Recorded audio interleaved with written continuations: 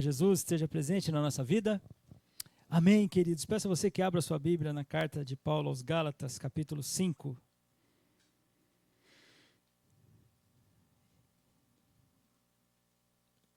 Continuaremos, permitindo Deus, meditando no fruto do Espírito.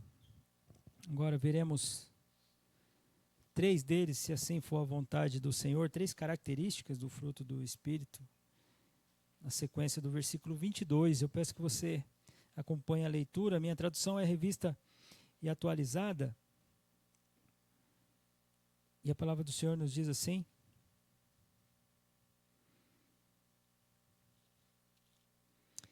Carta de Paulo aos Gálatas, capítulo 5, versículo 22 e 23. Mas o fruto do Espírito é amor, alegria, paz, longanimidade, benignidade, bondade, fidelidade, mansidão, domínio próprio. Contra essas coisas não há lei.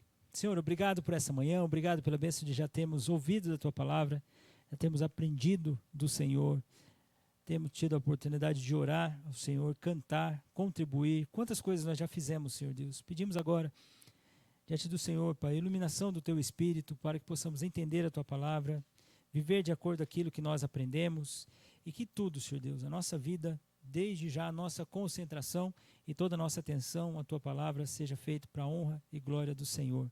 Abençoa-nos nesse culto, que tudo, Senhor Deus, seja feito para Te agradar, Pai. Em nome de Jesus, nós oramos, agradecidos, Pai. Amém. Amém, meus irmãos. Nós estamos aqui no fruto do Espírito.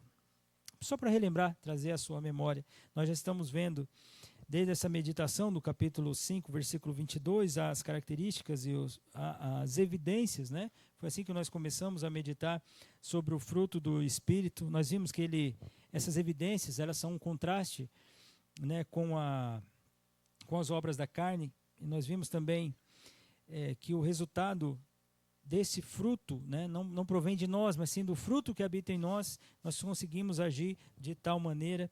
Isso nós conseguimos cada vez mais demonstrar esse fruto permanecendo em Cristo, e só nele nós conseguimos agir de tal forma as quais nós aprendemos desse fruto do Espírito. Nós olhamos para o primeiro deles ali, a expressão do amor como fruto do Espírito, né? O único e verdadeiro amor. Lembro-me que nós vimos as definições de amor, né? O amor que o mundo apresenta e o amor cristão, que realmente é uma contradição revolucionária. Né? Nós vimos que, primeiro, da onde que procede o amor vem de Deus, porque Deus é amor. Sendo assim, a gente consegue amar como Deus em Cristo nos amou. Né? Nós vimos a marca do amor, as características dela. Lembramos de 1 Coríntios capítulo 13, né, que Paulo diz lá no final da primeira carta de Coríntios, 1 Coríntios 13, que agora, pois, permanece a fé, a esperança e o amor. Esses 3, porém o maior deles é o amor. Nós vimos o maior exemplo de amor, que foi Deus dar o seu único Filho para nos salvar. E nós vivemos dessa forma, amando como Cristo nos amou. Nós olhamos para a alegria também. E a alegria nós vimos que é um distintivo, ou seja, é aquilo que distingue, que marca aqueles que foram salvos, né? Então a alegria deve fazer parte do cristão. A alegria é um mandamento. Nós vimos isso, né? A alegria é marca dos salvos. E nós definimos a alegria. A alegria não são simplesmente sorrisos, né? A alegria é literalmente você entender que o Senhor te salvou, né? Você vê que ainda que haja momentos de dor, você está alegre, né? Porque a alegria é fruto do Espírito, né? A alegria, ela é incircunstancial. O que isso quer dizer? Não tem a ver com as circunstâncias, né? Você é salvo, a alegria é fruto do Espírito, ela vem do Espírito, então você tem uma vida alegre, ainda que passe por momentos difíceis, né? E a nossa maior alegria, vivemos nessa esperança da volta do Senhor Jesus. Isso faz com que nós vivamos essa vida desfrutando da verdadeira e única alegria, que é fruto do Espírito, que não é, como a gente sabe, obras da carne, coisas essas que nós poderíamos produzir, mas sim, pelo fruto do Espírito, podemos sim viver de maneira alegre. E na semana passada, nós olhamos para a paz, uma outra característica do fruto do Espírito. Essa paz que procede de Deus. Deus é o Deus da paz, né? A gente precisa viver dessa forma. A gente precisa viver entendendo que essa paz que excede todo entendimento faz com que nós passemos, né, durante essa vida. De novo, ela também, assim como a alegria incircunstancial, né, não depende das circunstâncias, essa paz que vem do Espírito faz com que nós vivamos de maneira a não só compreender, mas como desfrutar dessa paz nessa vida, nesse mundo que jaz no maligno, nessas lutas que nós vemos. Nós vimos que paz não é simplesmente a contradição da guerra, né? Não é simplesmente a guerra e a paz. A paz é literalmente algo que você entende que o Senhor conquistou essa paz, que é uma dádiva de Cristo dada a nós, conquistada na cruz. Então nós podemos viver, ainda que nesse mundo mal, desfrutando dessa paz, que é fruto do Espírito, descansando o nosso coração, assim como a alegria, vivendo também na esperança da volta do Senhor Jesus. E aí não teremos mais dores, mais dor, mais luto, mais tristeza e a plena paz em Deus. Nós vimos que essas características do fruto, elas vão demonstrando para nós, né, que cristãos salvos, pecadores, redimidos, eles fazem um exercício em amar, por exemplo. A prática do amor. Entender e compreender a verdadeira alegria, não nas circunstâncias. E saber que essa paz, que faz com que você possa amar, possa fazer com que você tenha alegria e desfrute de repente, ligar a televisão, uma página da internet, saber de coisas ruins, você saber que eu estava em inimizade contra Deus. Eu não desfrutava dessa paz com Deus. Então hoje eu tenho essa paz com o Senhor. A certeza de saber que aqui não é o fim. Aqui não é o fim, então eu vivo na esperança com o Senhor. Essa ligação que eu não tinha mais com Ele, hoje eu tenho.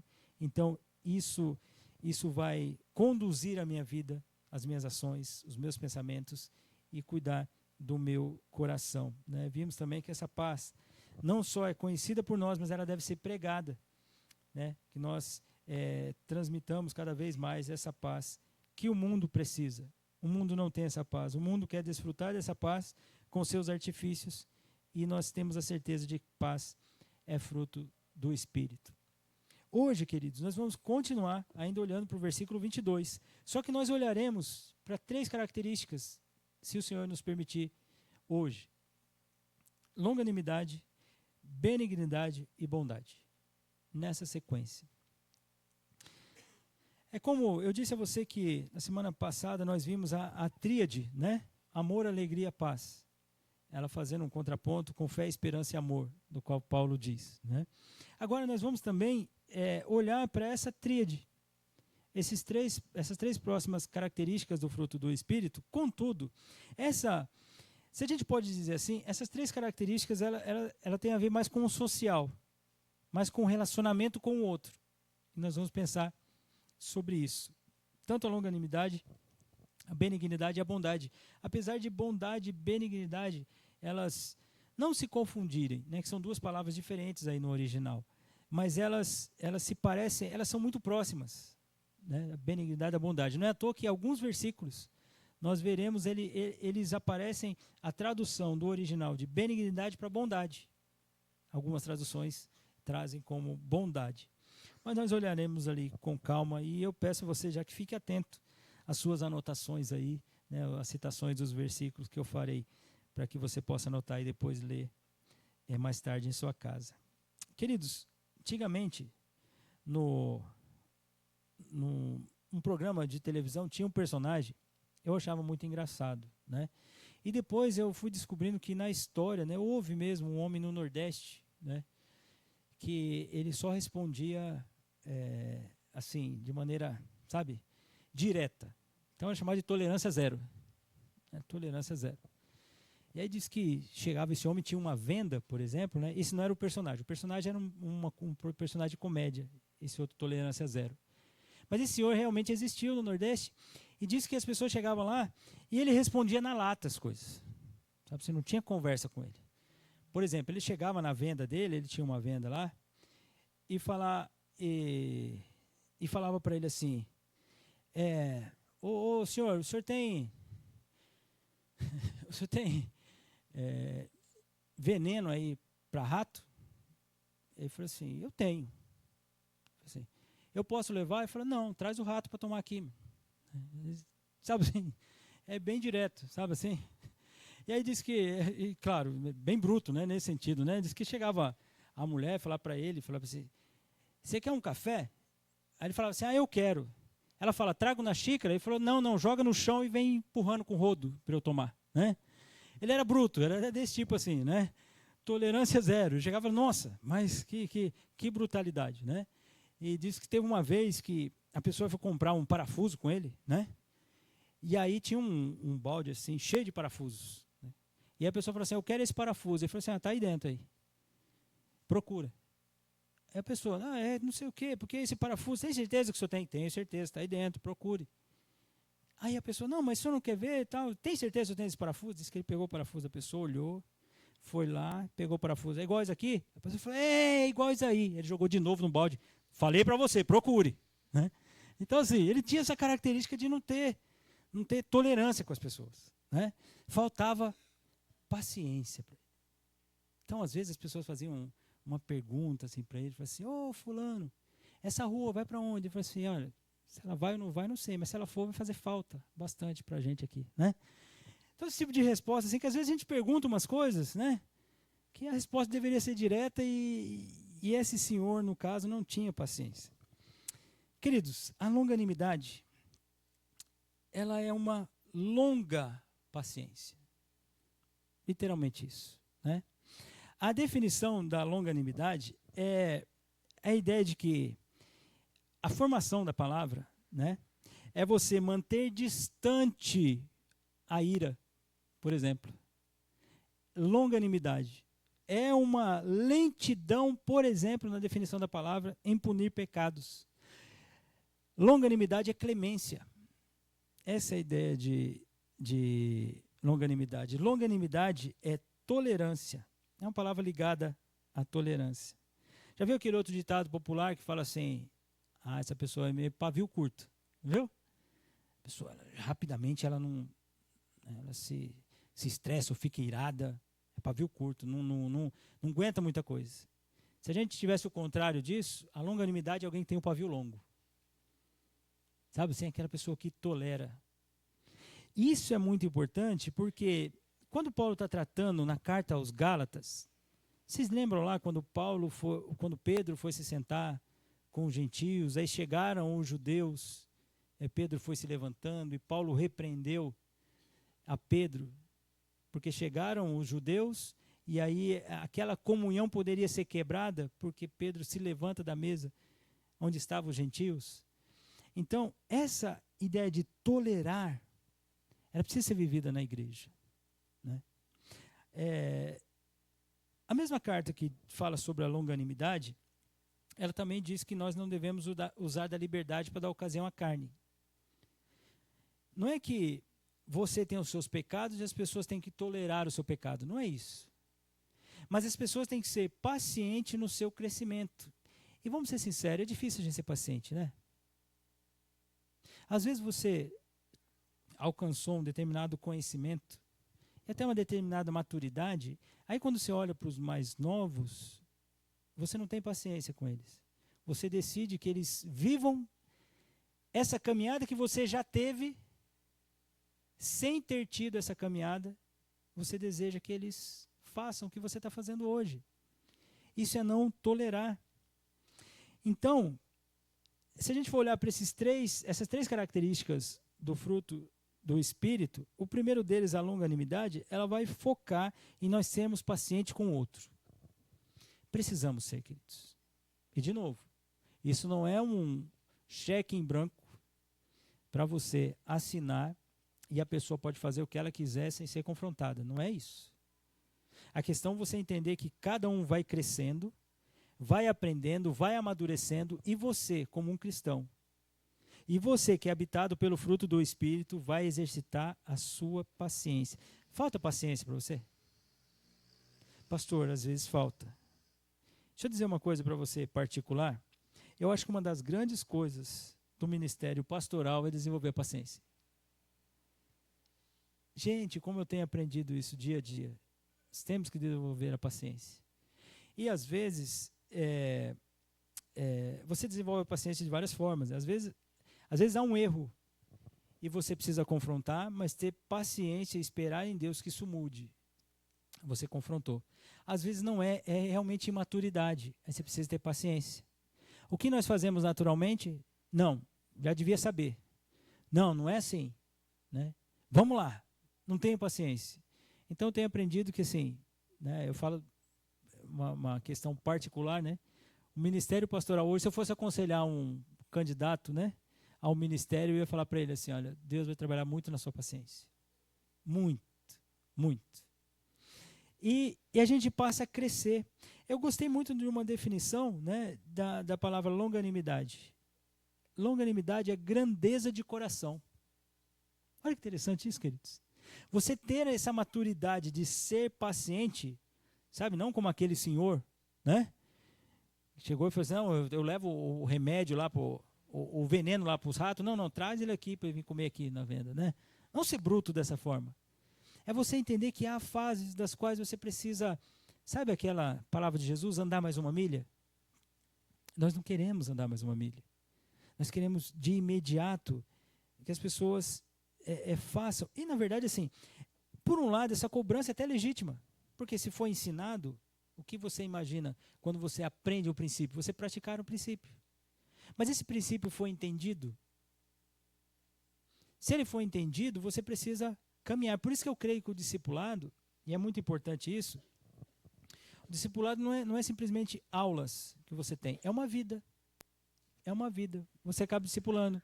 Mães, né? E a bênção de você ser dona de casa é que você tem a oportunidade de discipular o seu filho ou sua filha. Quando eles crescerem e forem para a casa deles, formarem uma nova família, eles passaram por um discipulado, que não só o pai, claro, mas a mãe teve muita participação nisso. O que muitas vezes as pessoas estão perdendo, terceirizando esse discipular, essa vida discipular, que exige longanimidade, muita longanimidade. Viver em comunhão precisa de longanimidade. Né? Às vezes você vai ter que ouvir coisas, aí depois você vai ter que confrontar essa pessoa, ter que falar com ela, em amor, não em ira, porque ira é obra da carne, não é isso? Você vai desenvolver essa parte da longanimidade. É interessante que assim, essa longanimidade, assim como o fruto do Espírito, né, todo ele, ela vem de Deus. Moisés, numa passagem de Êxodo 34:5, a palavra do Senhor nos diz assim, ó, tendo o Senhor descido na nuvem, ali esteve junto dele e proclamou o nome do Senhor. E passando o Senhor por diante dele, clamou, Senhor, Senhor, Deus compassivo, clemente e longânimo, e grande em misericórdia e fidelidade. Então faz parte da pessoa de Deus ser longânimo. E foi assim na sua vida. Quantos anos você viveu longe do Senhor? Sabe o que nos faz enxergar aí, queridos? A misericórdia de Deus. Em ter permitido que você vivesse esses anos, até que você tivesse um encontro com o filho dele. Misericórdia. Longanimidade. Sabe aquele período grande até manifestar-se a ira dele? O Senhor foi longânimo. Neemias diz que o Senhor é Deus perdoador, clemente e misericordioso, tardio em irar-se e grande em bondade. Tu não os desamparaste, falando com acerca do povo. Então, Êxodo 34:5, Moisés dizendo, Neemias 9:17. Neemias dizendo, o Senhor é longânimo, faz parte de Deus, queridos. Essa humanidade, ela está desfrutando da longanimidade de Deus. Se você olhar para o mundo, em sua totalidade, a maldade cada vez mais exacerbada, né? E evidente, demonstrada dia a dia, o Senhor seria justo em destruir. Por que o Senhor não destruiu? Porque o Senhor está dando a longanimidade de ter igrejas com porta aberta para Deus se revelar. Deus está dando a grande demonstração da longanimidade dele de colocar você na sua família, com seus colegas de trabalho, na sua escola, com seus vizinhos, sendo um ministro do Evangelho, demonstração da longanimidade de Deus. Entendendo isso do Senhor, por que muitas vezes nós deixamos de ser longânimos para com o próximo? Porque muitas vezes nós achamos justificativas para não refletir essa longanimidade do Senhor. Talvez orgulho do nosso coração, pode ser. Mas por quê? Você está focando tanto no seu ego, quando na verdade você precisa ser paciente, longânimo.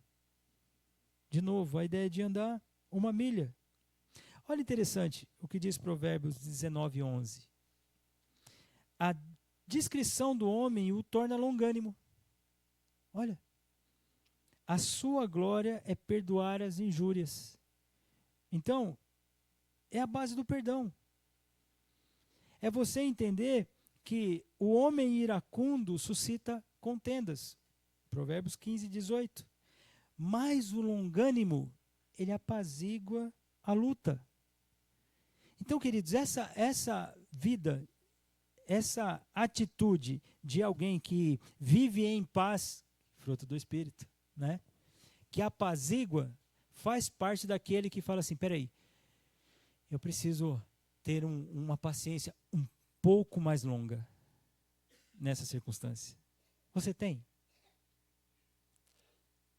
Não fizeram o que você quis, rapidamente você se perde de tal forma que você perde a paciência. Você se ira com facilidade? Então, você precisa exercitar a longanimidade.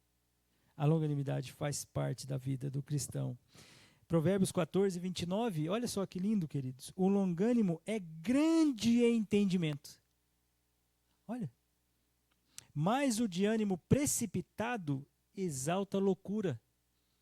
Então, é característica daqueles que são maduros, eles desenvolverem a longanimidade. Não é comum a nós. Não é comum a nenhum de nós sermos longânimos. Aliás, nós às vezes achamos que a longanimidade não é tão boa, porque ela espera na ideia da tolerância. Na ideia da tolerância. Então, ela tem a ver com esse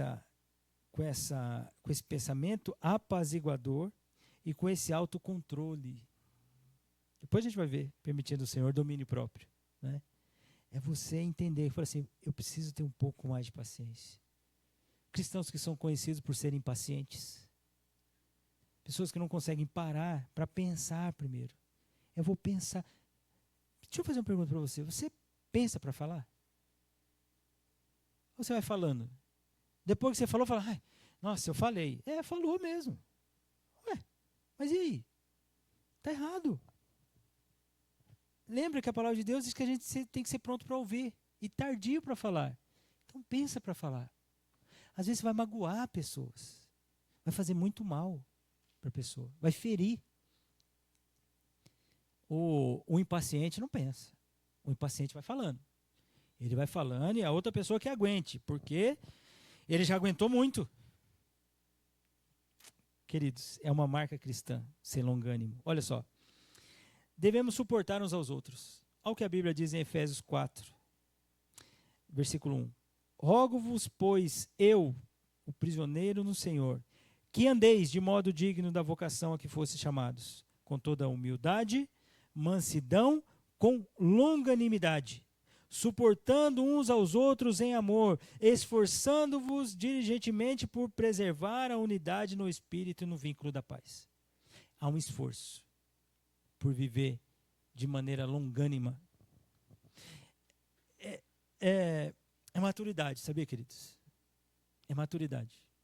Você já foi uma pessoa que falava com muita falta de displicência? Sabe assim, vai falando. Com o tempo, eu fui aprendendo que assim, a fala ela é boa, né? Mesmo a mesma carta aos Efésios diz que tem que edificar. Mas você falar demais não é bom. Não é bom. O ditado popular, o pastor está muito no popular, né? Quem fala demais dá bom dia cavalo, não é isso? Né? Ou falar pelos cotovelos. Nossa, já precisou falar pelos cotovelos, a gente que fala demais, né? Então, cuide, por exemplo, da sua fala. Às vezes você vai revelar ali só a sua falta de longanimidade, a sua intolerância. Quando na verdade, espera aí, o Senhor aguarda, o Senhor espera, o Senhor faz as coisas no tempo dele. Então, espera aí, assim como Deus é, eu preciso agir dessa forma. Às vezes me falta paciência. Eu sempre cito uma ilustração do Paul Washer de criação de filhos. Eu achei muito jóia quando eu ouvi isso. Né? Diz que eles mudaram de casa. Na casa anterior que eles tinham uma porta de madeira no quintal. Né? E eles foram para uma nova casa. E nessa casa, a porta do quintal era uma porta de vidro. E aí um filho dele passou por essa porta de vidro. E sabe quando você puxa a porta assim, você está correndo, você puxa a porta para não parar e encostar a porta? Ele puxou a porta de vidro veio e bateu com tudo. Pá! Aí disse, Washer viu e olhou, foi lá falar com o filho. Filho, olha, essa porta é de vidro, não pode bater, senão você vai quebrar. Pega aqui a porta, fecha. Bom, jóia. A criança, tá bom, papai. Foi brincar no quintal de novo. Entrou. No que entrou, puxou de novo a porta. Pum, pá! Lá vai ele de novo. Filho, falei para você, essa porta é de vidro. Vem cá, encosta a porta, fecha, tal. Tá bom? Tá bom, papai, me desculpa. Foi brincar. Na terceira vez, volta a criança, correndo. Puxou a porta. E ele viu. Quando ele viu, a porta bateu. A criança, na hora, bateu a mão na cabeça. Ele chegou e falou, pai, me perdoe, eu bati a porta aqui, eu esqueci. Qual dessas vezes você tinha disciplinado o filho com vara? Pastor, comigo é na primeira. Não tem esse negócio. Porque talvez te falte paciência. Nenhuma dessas vezes ele foi rebelde. Ele simplesmente não sabia. Ele precisava ser treinado. Na terceira vez, ele se arrependeu. Porque ele entendeu. Mas talvez você na segunda vez, você já tinha pastor, já não, comigo não tem esse negócio não tem duas vezes não, né? Porque você é falta de tolerância. Mas você também não ensina. Se ele tivesse feito deliberadamente, ele precisava ser disciplinado. Ele simplesmente não estava acostumado com aquela porta. Ele só precisava ser treinado. E sabe por que muitas vezes a disciplina ela é errada? Porque ela é feita com falta de longanimidade. E aí, queridos, aí faz de maneira errada. Com isso, também, não estou dizendo que você não deve disciplinar. Não. De novo, se o filho tivesse fechado a porta deliberadamente, batido, sem ter esquecido, ele precisava ser disciplinado. Era rebeldia. Dessa vez não foi rebeldia. Foi simplesmente não saber. Então, muitas vezes, a gente não é longânimo para com o nosso irmão, por exemplo. Às vezes ele não sabe. Precisa ser ensinado. Se sabe, precisa ser corrigido. Se não sabe, precisa ser discipulado. E assim a gente caminha. Então, a gente vai aprendendo que suportar uns aos outros é literalmente levar as cargas uns dos outros. É saber que há crescimentos espirituais diferentes. Isso não quer dizer que um irmão seja habilitado e falar assim, não, você vai ser imaturo para a vida toda. Não. Porque Deus deseja o nosso crescimento. Mas, por outro lado, você que já andou um pouco mais, pega na mão desse que está andando um pouco menos e ajude a caminhar. E assim a gente vai exercitar cada vez mais a longanimidade, que é suportar uns aos outros e nos esforçar para viver essa marca cristã. Olha o que Paulo diz aos irmãos de Tessalônica, em 1 Tessalonicenses 5,14. Exortando-vos também, irmãos, a que admoesteis os insubmissos, consoleis os desanimados, ampareis os fracos. Preste atenção. Exortamo-vos também, irmãos, a que admoesteis os insubmissos. Então, insubmissos, força. Admoestação não é passar a mão na cabeça. Se é insubmisso, admoestação forte, com disciplina. E se é desanimado? Desanimado é com consolo. Consoleis os desanimados. E quando é fraco? Você ampara o fraco. E sejais longânimos para com todos. Olha o que Paulo diz. Então, esse ser longânimo, a longanimidade, queridos, ela é perseverante.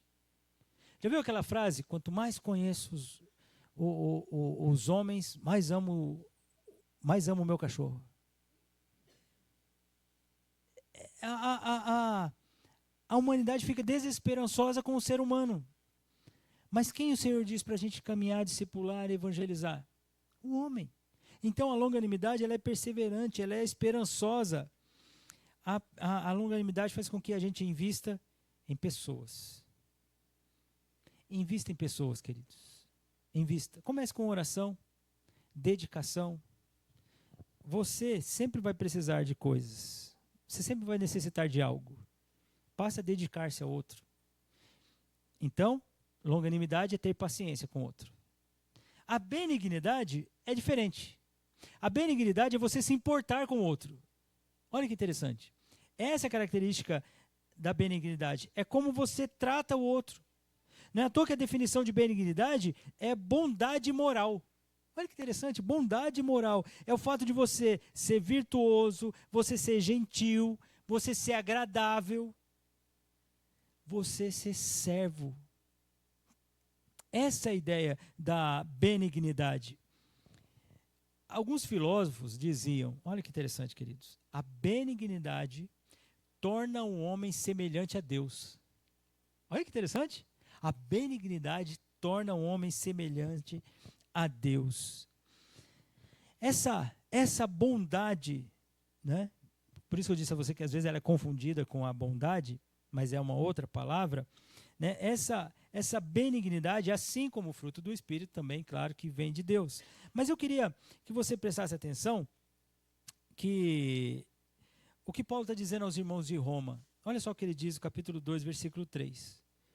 Tu, homem que condenas os que praticam tais coisas e fazes as mesmas, ele está falando daqueles homens que têm a prática pecaminosa, né, do capítulo 1 de Romanos. Pensas que te livrarás do juízo de Deus? Ou desprezas a riqueza da sua bondade e tolerância, a longanimidade, ignorando a benignidade? Nossa Bíblia foi traduzida por bondade de Deus, é que te conduz ao arrependimento? Então o que Paulo está dizendo? Você que fica ignorando aqueles que estão vivendo em pecado, você que fica aí praticando, até habilitando as mesmas práticas que ele tem, vocês precisam entender uma coisa. É por causa da benignidade de Deus que Deus promove o arrependimento no teu coração. Então a salvação que aconteceu com você, o fato de você poder ser habitado você poder e ser habitado pelo fruto do Espírito, é que Deus foi benigno para com você. Faz parte de Deus essa benignidade. Por exemplo, desejar ardentemente como crianças recém-nascidas o genuíno leite espiritual, para que por ele vos seja dado crescimento para a salvação. Se é que já tendes a experiência de que o Senhor é benigno. Então, se você hoje desfruta de um relacionamento com o Senhor, a primeira coisa que você deve pensar: pastor, eu devo ser benigno para com o próximo, para com o outro? Sim, porque a sua salvação só aconteceu porque Deus foi benigno para com você. Deus agiu de benignidade para te dar um acesso a Ele. Logo, o que eu devo transmitir ao meu próximo? Benignidade. O porquê isso não acontece? Claro, resposta lógica, somos pecadores. Pois é, mas sabendo disso, você crente, você fala, peraí, pastor, os meus atos, muitas vezes, não é de gentileza para com o outro. Não é de me importar com o outro. Pelo contrário, eu penso só em mim. Eu tenho necessidades. Querido, se eu pedir para você levantar a mão hoje e falar assim, se você tem uma necessidade, eu tenho certeza, ninguém ficaria com a mão abaixada aqui. Pastor, não tenho necessidade de nada hoje. Tranquilo, olha. Para mim, se Deus não desse nem respiração hoje, já estava bom. Não, você não ia falar isso, né? Eu ia falar assim, eu sempre preciso de alguma coisa. Seja o quê? Maturidade, seja sabedoria. Você necessita de algo. Saúde, perseverança, ânimo, não sei. Você vai pensar em várias coisas que eu preciso disso daqui. Você precisa. Agora, como que o benigno age? Ele age em prol ao outro. Essa é a ideia da benignidade. Então pensa, alguém que está vivendo em amor, está vivendo em alegria, está vivendo em paz, é alguém que desenvolve a longanimidade. Ele vai ser benigno. Isso que se espera de um cristão. Um cristão precisa agir dessa forma. Então, nós queremos crescimento. 1 Pedro 2,2, o versículo que eu li. Então, o Senhor é benigno. Então, se o Senhor é benigno, eu quero imitar o meu Senhor, as minhas ações precisam refletir essa ação para com o meu próximo. Eu preciso agir em benignidade. Eu preciso agir dessa forma. Olha só que interessante, queridos. Lucas capítulo 6, versículo 35. Olha o que a palavra de Deus nos diz. Amai, porém, os vossos inimigos. Fazei o bem e emprestai sem esperar nenhuma paga. Será grande o vosso galardão. E sereis filhos do Altíssimo, pois ele é benigno até para com os ingratos e maus. Olha a demonstração da benignidade de Deus. Por exemplo, nós já vimos isso em Mateus capítulo 5, né? Que Deus faz cair chuva na horta do crente e do incrédulo. O sol, não tem esse ditado popular também? O sol nasce para todos? E nasce mesmo, é demonstração da bondade do Senhor. Isso é benignidade. Nós precisamos ser benignos, irmãos. Nós precisamos nos dedicar mesmo ao outro. Faz parte do caráter de Deus. Ele faz, o versículo que eu citei, Mateus 5:43, ele faz vir o sol sobre maus e bons, vir chuvas sobre justos e injustos. E no versículo 48 diz: portanto, sede vós perfeito como perfeito é o vosso Pai Celeste. Esse é o padrão. Esse é o padrão. Então, se está faltando a você aquela dedicação, aquele amor, aquela gentileza, exercita isso no teu coração. Você precisa ser benigno. Você precisa agir de benignidade. Não há justificativa, não é o seu jeitão, pastor, eu sempre fui criado assim. Minha vida sempre teve esse povo bruto aí, tá vendo esse senhor aí da venda que o senhor citou aí, que não tinha paciência com nada? Então, eu fui criado assim. Por isso que eu sou assim. Pois é. Por isso que você era assim. Hoje você não pode ser. Hoje você não deve ser. Você precisa exercitar a benignidade. Se isso aconteceu com você no passado, que mal, ruim isso ter acontecido. Mas houve um marco na sua vida, a salvação em Cristo Jesus, a cruz. Queridos, não há maldição hereditária, há pecados hereditários. Maldição hereditária, na cruz ela foi perdoada. Então, pastor, eu faço isso porque no passado eu era assim. Pois é, você aprendeu muito no passado. Hoje você tem uma outra lei. A lei de Deus. Então, a lei de Deus fala para você ter amor, alegria, paz, longanimidade, benignidade. Você precisa viver dessa forma. Exercita isso na sua vida, meu irmão. Sabe por quê? Eu quero que você preste atenção. Você foi salvo pela benignidade de Deus. Na carta de Paulo a Tito, lá no capítulo 3, a partir do versículo 3, ele diz assim, preste atenção, eu não estou pedindo para você abrir a sua Bíblia, senão seriam muitos textos que você vai consultar e eu vou lendo para vocês, só vou dando a referência para você anotar e depois você ler. Mas eu queria que você prestasse bem atenção como Paulo está dizendo a Tito que aconteceu a nossa salvação. Olha só, queridos. Pois nós também, outrora, ou seja, em outro tempo, nós éramos nécios, sem conhecimento nenhum, desobedientes, desgarrados, escravos de toda sorte de paixões e prazeres. Outrora éramos assim, vivendo em malícia e inveja. Maldade fazia parte da nossa vida. Odiosos e odiando uns aos outros. Isso era a sua característica. Isso era a minha característica.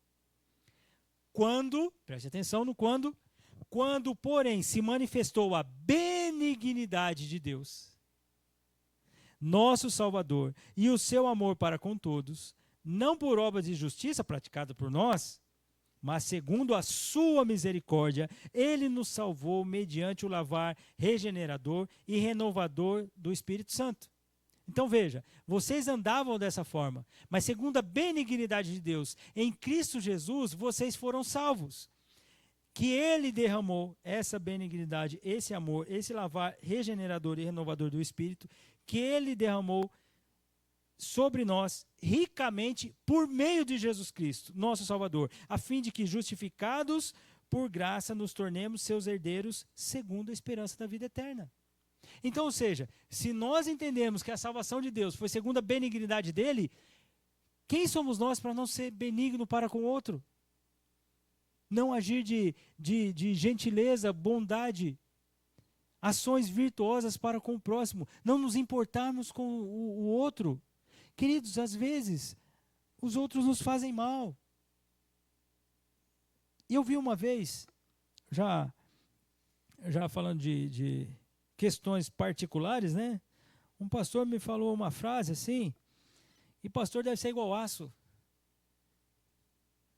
É levar pancada e não amassar. Ó, eu estou caminhando para lá, né? Eu estou tentando não ser alumínio, né? Levar pancada em torta. Não posso, né? Então tem que ser igual aço, levar pancada e não amassar. A vida cristã é assim. Às vezes nós levamos pancadas, não levamos? E para o Senhor está no controle. Eu preciso exercitar essa longanimidade, essa benignidade no meu coração e no que depender de mim, partir daqui a benignidade. Porque você é salvo, porque você é crente, porque você foi salvo por essa graça maravilhosa, por esse alvo, você foi alvo da benignidade de Deus. Sendo assim, meu irmão, seja benigno. Seja benigno, haja com toda essa doçura. É uma das outras características de benignidade. Olha que interessante, queridos. Benignidade também é doçura. Às vezes nós somos muito ríspidos. Às vezes, vai passando o nosso tempo de vida cristã, eu não sei se a gente acostuma tanto com esse mundo que jaz no maligno, pode ser, né? Que a gente passa a ficar rude. Parece que essa alegria, fruto do Espírito, fica tão distante. Alguns cristãos, parece que eles ficam mais... Está me faltando a palavra, queridos. Sabe, uma pessoa assim, literalmente sem graça, né? Alguém que não consegue desfrutar dessa bênção que é viver. A vida é uma bênção. O Senhor concedeu a nós. Eu não estou falando você criar raízes aqui, nem ter esperança nesse mundo, não é nada disso. Mas você enxergar a cruz, falar assim, o que te espera hoje? Se o Senhor voltar hoje, nós vamos para Ele. Olha que esperança. Se você for para Ele hoje, você vai desfrutar da presença do Senhor. Então parece que tem uma vida, sabe assim, amargurada. A amargura faz parte do dia a dia. Ser salvo. Dedica a outra pessoa, sabe? Tira o foco de você mesmo, você vai aprender a desenvolver a benignidade. Importe-se com o outro. Essa é a característica dessa palavra. Em Efésios, Paulo também diz aos irmãos, estando nós mortos em nossos delitos e pecados, nos deu vida juntamente com Cristo.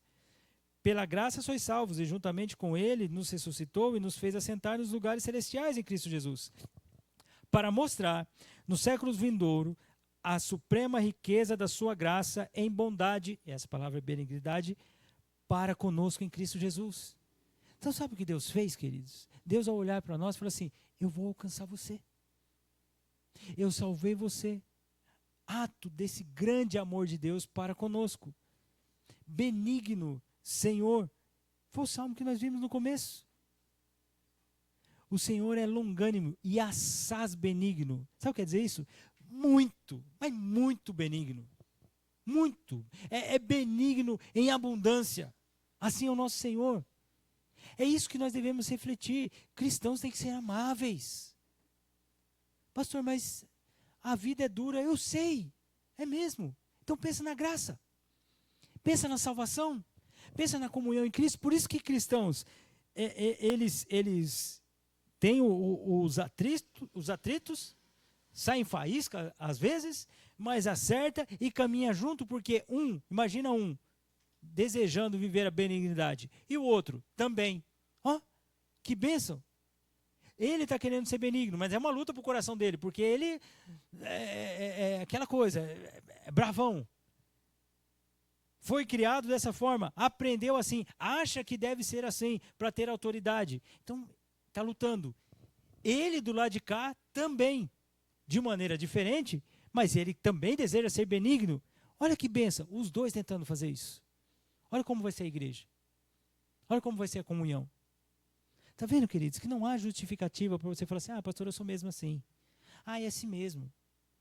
Uma hora certa. Uma hora dá jeito. Não, agora. esforço, dedicação. Começa em você, não começa no outro. Agora, já pensou se começar em você e começar em mim também? Está todo mundo começando. Olha que bênção. Isso é ser igreja, queridos. Isso é fruto do Espírito. É interessante que no Salmo 106, Salmo 107, Salmo 136, Salmo 25, Salmo 69, Salmo 86, vai mostrando para nós que Deus se compadece, mostrando para nós que é segundo as misericórdias de Deus, vai mostrando que o Senhor é bom. Como eu disse, Salmo 106, 107 e 136, o Senhor é bom. Essa palavra é o benigno. O Senhor age de bondade. Se o Senhor é bom, se o Senhor é assim, se o Senhor agiu assim na minha vida, eu e você precisamos agir de bondade, de benignidade, que é a palavra que nós estamos vendo aqui. No livro de Naum, que é um livro de condenação, que inicia o livro dizendo que é uma sentença contra Nínive. O livro inicia assim, o livro de Naum, uma sentença contra Nínive, vai dando as características de quem é o Senhor é tardio em irar-se, mas grande em poder. Isso fala do Senhor. Mas sabe o que diz? O finalzinho do versículo 7 diz assim, ó, o Senhor é bom. Num livro que estava falando que era sentença contra Nínive. Estava dizendo que o Senhor é fortaleza no dia da angústia e conhece os que nele se refugiam. O Senhor é bom. É fortaleza no dia da angústia e conhece os que nele se refugiam. Então, num livro que diz sobre condenação, diz que o Senhor é bom. É isso que nós precisamos entender com relação à benignidade de Deus. Queridos, são tantos momentos. Davi, certa vez, fez um recenseamento. E aí ele deveria escolher se caía na mão dos incrédulos ou caía na mão de Deus. Ele falou assim, eu prefiro cair na mão de Deus. Ser julgado por Deus, porque na mão de Deus há misericórdia. Às vezes nós não entendemos que isso deve fazer parte de cada um de nós como cristão. Eu sei que você acha que a justiça precisa ser aplicada. E amém, precisa mesmo. Mas, meus irmãos, às vezes, você vai estar corrigindo quando você age em amor. Não é só sendo áspero. Às vezes precisa pegar pesado, às vezes precisa. Mas às vezes é você falando com, sabe, aquela palavra de gentileza, de bondade. A gente precisa tomar cuidado, irmãos. Nós, muitas vezes, nosso coração é tão pecaminoso que é igual a palavra diz em Tiago, né? Na ira do homem não há justiça de Deus. Então seja mais benigno, seja mais benigna. Exercite isso na sua vida. Olha só o que Paulo diz aos irmãos de Colossenses, capítulo 3. Revesti-vos, pois, como eleitos de Deus, santos e amados, de ternos afetos de misericórdia, de bondade, essa palavra é benignidade, de humildade, de mansidão, de longanimidade. Nós precisamos nos revestir disso. Então, sabe, revestir, você tirar aquela vestimenta sua do passado, que achava que você era o bravão, a bravona, que as pessoas tinham que andar ali na linha com você, porque senão sabe como é que é. E você se revestir de benignidade, irmãos. Nós precisamos ser benignos. E nessa tríade aí, nós vimos a longanimidade, né? Essa longa paciência, a benignidade, esse agir para com o outro, importar-se com o outro de gentileza, e a bondade. A bondade, como eu disse a você, ela meio que se mistura na benignidade, até parece ser iguais, mas palavras diferentes, e nesse contexto, e importante, é muito difícil entender a palavra bondade, porque no contexto onde ela aparece, essa palavra aparece poucas vezes, mas ela está sempre ligada, de certa forma, à justiça. Então, pastor, mas como é que a gente vai entender a bondade? A gente vai entender a bondade no seu contexto.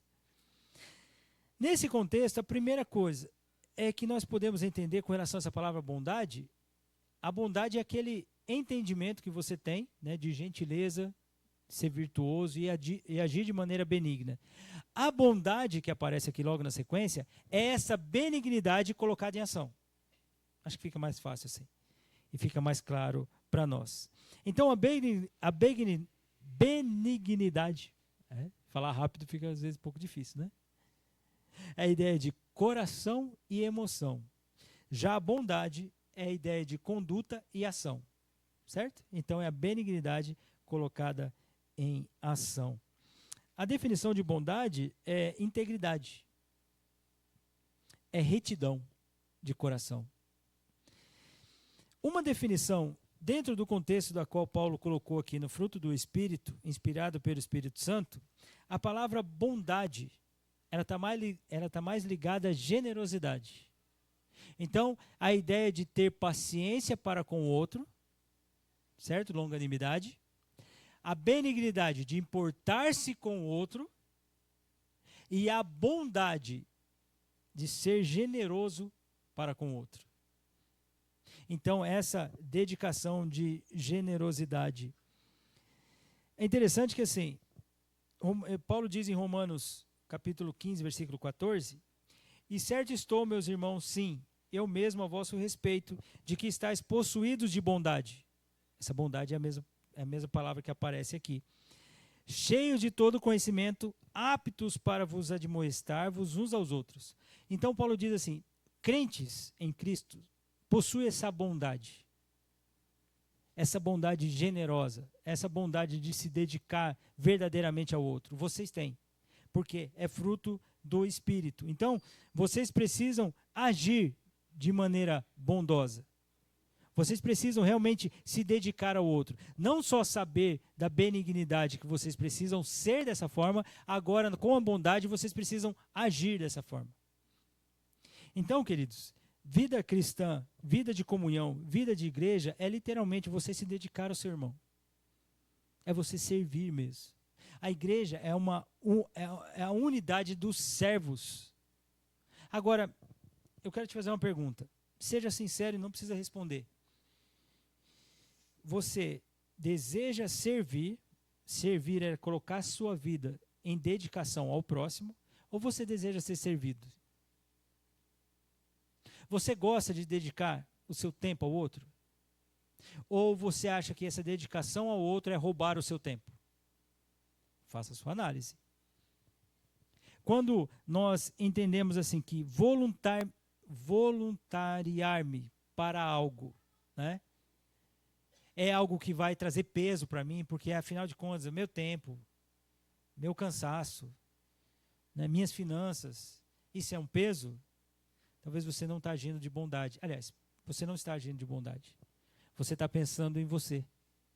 Quando você se dedica, é literalmente essa bondade generosa de agir em prol ao outro. Isso é ser cristão. Porque, novamente, assim como a característica do fruto do Espírito, isso vem de Deus, queridos. Olha só o que Paulo diz aos irmãos de Efésios, capítulo 5, versículo 6. Ninguém vos engane com palavras vãs, porque essas coisas vêm a ira de Deus sobre os filhos da desobediência. Portanto, não sejais participantes com eles, pois outrora erais trevas, porém agora sois luz no Senhor. Andais como filhos da luz, porque o fruto da luz consiste em toda bondade, e é essa mesma palavra, justiça e verdade. Então é fruto dos cristãos, é fruto daqueles que foram salvos agir de bondade. Por isso que sempre eu tenho falado, queridos, quando você só pensa em você, quando você é a única pessoa que você consegue ver no reino é você, a única pessoa que você deseja se dedicar é aquela que você vê no espelho, você está com um problema muito grande. Um problema muito grande de generosidade. Você não se dedica a ninguém. E tem como você se dedicar, você sabe disso. Você sabe disso. Tem como você servir. Acontece que quando você não quer servir, você encontra justificativas para não servir. Só que aí o fruto do Espírito da bondade não é exercitado em você. Às vezes muitas pessoas acham, pastor, eu servi, mas eu não tenho essa habilidade. Não tem. Verdade. Por exemplo, quando nós temos uma reunião, a sua presença é uma bênção para os irmãos. É você pensar no outro. Você é generoso nisso? Pastor, mas eu estou cansado. Pastor, mas é isso. Pastor, mas aquilo. Pois é. falta de bondade para com o seu próximo, falta de generosidade, falta de dedicação. Isso é marca de orgulho, de egoísmo. Isso não é fruto do Espírito, irmãos. Ah, pastor, eu posso orar pelo meu irmão. Você chega a orar pela sua igreja, pelos seus irmãos? Ah, pastor, eu tenho tanta coisa para orar por mim. Olha, se eu soubesse a lista gigante que está, não consigo nem parar para orar. Nas coisas aparentemente mínimas, queridos. Aparentemente mínimas, que acontece no nosso dia de reunião. Você faz? Você se dedica? Você se preocupa? Até não se preocupar. Ou quando você chega, você fala, está tudo pronto para eu ser servido? Às vezes está no nosso coração, queridos. Às vezes nós não expressamos isso. Mas nós queremos desfrutar do trabalho de outros. E eu vou dizer uma coisa para você. Saiba, vai acontecer. Eu tenho certeza absoluta. Se Deus tivesse uma palavra aqui, se Deus tivesse, não, Deus está demonstrando hoje, né? Mas se Deus tivesse que trazer uma palavra aqui e eu não estivesse presente, alguém traria essa palavra aqui. Eu creio fielmente nisso. Graças ao Senhor, pela misericórdia dele, ele tem me usado. Mas senão ele poderia usar outra pessoa. Porque a igreja é dele. E hoje aconteceu o culto, não aconteceu? Várias pessoas foram generosas em cuidar de nós aqui, para que o culto acontecesse. Eu só quero te fazer uma pergunta. Se você, no decorrer da sua vida, acha que essas pessoas têm, no mínimo, essa obrigação de fazer para você, cuidado. Se esse for o sentimento do teu coração, tira isso. Fala assim, Senhor, me usa. Eu quero amar cada vez mais o reino do Senhor. Então, se é bondade que eu preciso colocar em prática, é bondade que eu vou agir. Bondade, queridos, essa palavra, literalmente na raiz dela, é o contrário, é o oposto de maldade. É literalmente. Bondade é o oposto de maldade. Quem foi caracterizado por maldade na Bíblia, chamado de maligno, é Satanás. Então você foi salvo pelo Deus de bondade. Você precisa agir de bondade. Você precisa ser generoso. Você precisa se dedicar. Você não pode ser avarento, queridos. Mateus capítulo 20, lá da parábola lá, né, da vinha, que chegavam os trabalhadores, né, e o Senhor ia dando, prometendo um denário desde o primeiro até o último. Lá está dizendo assim, peraí, e esses que eu prometi, eu não agi de bondade? Né? Então essa demonstração do Senhor, de agir de bondade para com quem Ele quer, né? E o último, né?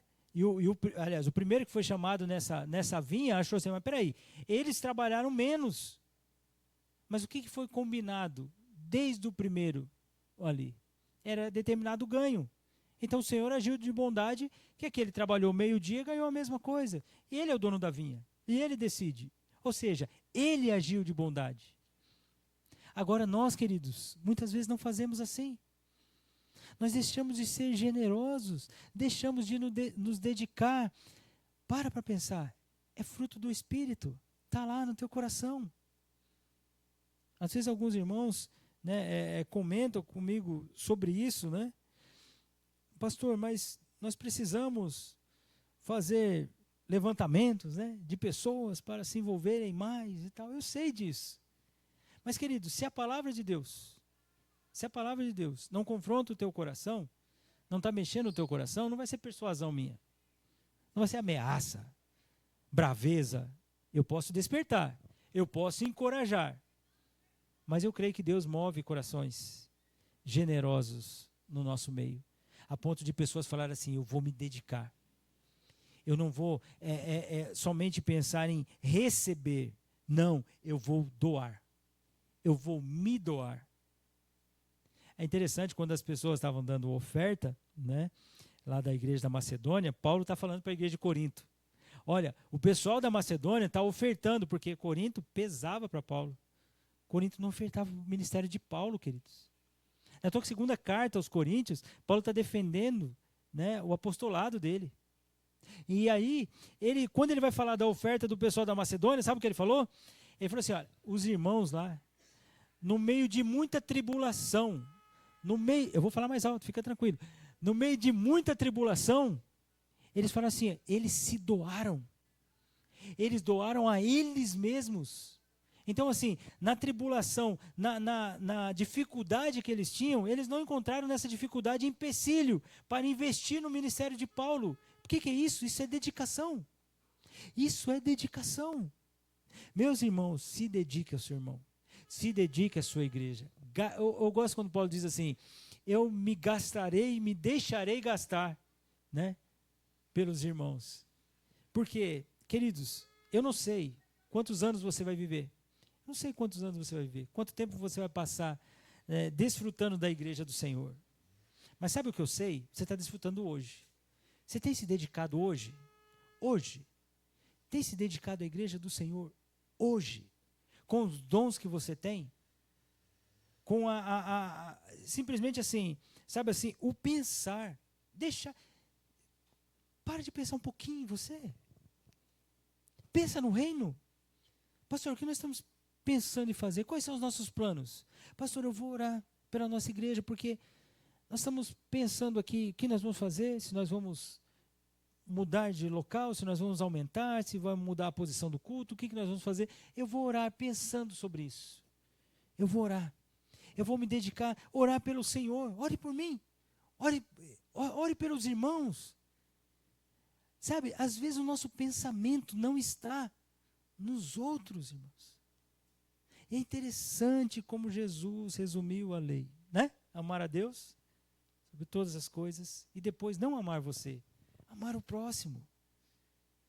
Isso é demonstração de bondade. O que Jesus falava sobre ele não tem coisa melhor do que dar a vida pelos seus amigos. Meus irmãos, nós precisamos exercitar a cada dia, colocar em prática a nossa longanimidade. Fala, Senhor, eu quero ser longânimo, eu quero ter essa paciência, né? Esse longo período para revelar a ira, agir dessa forma, exercitar isso. E ações benignas. Eu quero pensar, me importar com o meu irmão. Além de ter paciência, eu vou me importar com ele, com ela. E eu quero ser generoso, eu quero me dedicar. Eu quero dedicar a minha vida, os meus dias, os meus dons, as minhas finanças, o meu ser. Como eu disse a você, eu não sei quantos anos você vai viver a igreja do Senhor. Pensando na eternidade, são poucos. Mas acontece, queridos, que há cristãos que passam anos da igreja e não desfrutam dela. Vão. Né? Vão. Por isso que na igreja, nós queremos que a igreja você não assiste culto. Você não assiste culto, você participa do culto. Então tem muitos cristãos que passam pela igreja. São salvos, não estou dizendo que não são salvos, são salvos. Mas deixa de desfrutar a bênção de viver igreja. De ver a igreja acontecer. Ver Deus salvando pessoas, ver Deus amadurecendo pessoas, ver velhos ficando mais maduros, ver crianças aprendendo acerca do reino, ver jovens praticando o que aprendem, ver casais amadurecendo, maridos tratando esposa como Cristo amou a sua igreja, amando dessa forma, com toda a gentileza, com todo amor, como vaso mais frágil, vendo esposa se submetendo ao seu marido em amor, entendendo a missão do marido e caminhando juntos. Olha, querido, você pode enxergar isso na igreja. Você pode enxergar isso na igreja. E por quem começa? Por você. Por você. Comece agindo assim. Comece exercitando a sua paciência, comece exercitando a sua benignidade para com o próximo, a sua bondade, sua generosidade, a sua dedicação. Comece com você. Vou dizer uma coisa para você, queridos. Nossa igreja vai ser abençoada. Se cada um de nós decidirmos viver assim, nossa igreja vai ser abençoada. E eu tenho certeza absoluta, você pode viver dessa forma. Porque não vem de você, é fruto do Espírito. Longânimos, benignos e bondosos, para a honra e glória do Senhor. Amém? Senhor, obrigado, Pai, por essa manhã. Obrigado pela bênção de nós vermos essas características do fruto do Espírito. Saber que isso parte do Senhor, é fruto do Espírito. esse Espírito que habita em nós, então queremos, Senhor Deus, ser longânimos. Muitas vezes nos falta paciência, Senhor. Muitas vezes nós agimos de maneira errada, irada, sem o mínimo, Senhor Deus, de compaixão. Não queremos ser assim, Senhor. Queremos refletir o caráter do Senhor, quem o Senhor é, os seus atributos, Senhor. Nós queremos ser longânimos. Nos ajude, Deus. Nos ajude também, Senhor Deus, a sermos benignos. Muitas vezes, assim como a paciência, nos falta a gentileza, o amor, a dedicação. Nós muitas vezes não somos gentis, amorosos, não agimos com benignidade. Senhor, trate o nosso coração, queremos ser benignos para com o próximo. E muitas vezes, Senhor, não somos generosos, não nos dedicamos ao outro. Não só não nos importamos, Senhor Deus, mas como não agimos em prol ao próximo e nos falta bondade. Mas, Senhor, é fruto do Espírito. Então, se é fruto do Espírito e habita em nós, nós precisamos colocar em prática, Senhor. Ajuda-nos a vivermos para a Tua honra e glória. Mais uma vez, agradecidos estamos por sermos confrontados com a Tua palavra. Que também, Senhor Deus, tenhamos sido encorajados a vivermos essa unidade em Cristo Jesus para com o nosso próximo, para a honra e glória do Senhor. Mais uma vez nós te agradecemos e te louvamos, em nome de Jesus. Amém. Que o amor de Deus, a graça do nosso Senhor e Salvador Jesus Cristo, a comunhão e a consolação do Espírito Santo esteja em nossa vida, hoje e sempre. Amém.